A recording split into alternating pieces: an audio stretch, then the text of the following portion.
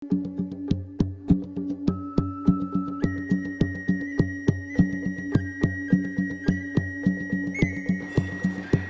mass media, the cultural industries of entertainment, escape and tourism, and the social networks today are the supports for the creation and dispersal of contemporary beliefs, which we shall call postmodern. The case of the belief in the Mayan apocalypse of 2012 is an example that managed, in less than a year, to become a mass belief all over the world, thanks to the synergy between different cultural industries. I shall use it as an example to illustrate the kind of impact that can be produced. Elizabeth Campechano conducted a study of the history of the idea of a Mayan apocalypse and found that the narrative of Mayan millenarianism is made up of a patchwork of stories and images that was forming synergies to create an eclectic and hybrid belief. The narrative started with a New Age reinterpretation of Mayan millenarianism spread by José Argüelles, a leader of the New Age Global Network who was inspired by esoteric treatises and archaeological findings to interpret the Mayan calendar as a way of synchronizing with cosmic time and thus recovering the harmonious balance of the relation of humanity to nature and the universe. This was the basis of a New Age interpretation of Mayan archaeological inscriptions, according to which the inscriptions proclaimed a change of era which would lead to a change of consciousness. But it suddenly acquired an apocalyptic bent in conjunction with the pseudoscientific explanations given by Adrian Gilbert and Maurice Cotterell, the two British authors of the Mayan Prophecies, which was published in 1995 and achieved a very large distribution by the publishing industry worldwide. The authors interpreted anomalies in solar and interplanetary activity as the signs of a catastrophe and the massive destruction of Earth, which they predicted would take place in the year 2012. Their vision soon acquired the flavor of a conspiracy theory when it was picked up by David Icke, author of Children of the Matrix,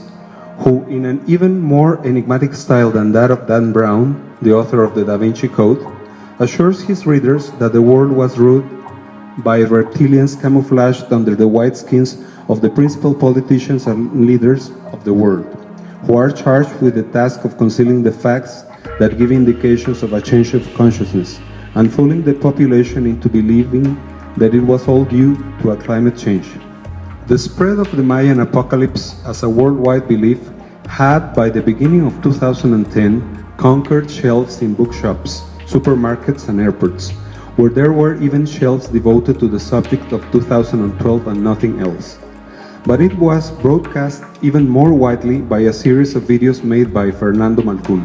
It also became the backdrop of science fiction films like 2012, the fifth most popular movie at box offices worldwide in 2009 and since then the 50th, and video clips with top pop music artists of the day like Till the World Ends, made in 2011 by pop star Britney Spears, who appeared in apocalyptic scenes referring to December 21st, 2012. But nothing had a greater effect on the mass merchandising of the belief than the Discovery Channel and the History Channel, who started to produce television documentaries on the subject. The Mayan Code, Apocalypse 2012, and the series Mayan Apocalypse by Graham Townsley, which reached an audience of over 80 million viewers all over the world. These documentaries contain interviews with different scientific specialists, including archaeologists, historians, and physicists, as well as esoteric gurus who were presented out of context and in a fragmentary way, but taken up in the narrative of the unveiling of a mystery, with the support for their arguments coming from the sequences of juxtaposed and intercalated images that lend the phenomenon an air of verisimilitude. Another important support for the diffusion of the belief was the proliferation of web pages, Google groups, chats, and Facebook social networks created by virtual communities to investigate, respond to, or undertake actions to deal with the threatening change in the weather prognosticated by the ancient Mayan priests. As the date approached, the belief in the so-called Mayan prophecy for 2012 had become a creed that had spread all over the world in just 2 years. According to figures gathered in 2012 by Ipsos Global Public Affairs and Reuters News from surveys conducted in 24 countries, 10% of those questioned believed that the Mayan calendar really did announce the end of the world. The belief had an impact not only on the virtual imaginaries of social networks, but also in the real world. In the first place, spiritual mystical tourism increased in the Mayan area of Mexico and Guatemala. However, following the commercial success it had brought, on the 9th of May 2015, the History Channel launched a series called The God Particle, which, according to them, has been the key to the universe and might be the most important scientific discovery of all time. The documentary is based on running sequences of images that suggest that what the ancient Mayans had predicted was that the God particle would be found in 2012, and that it would be a powerful discovery which would give man the ability to create or destroy a new universe. The argument is linked together with images.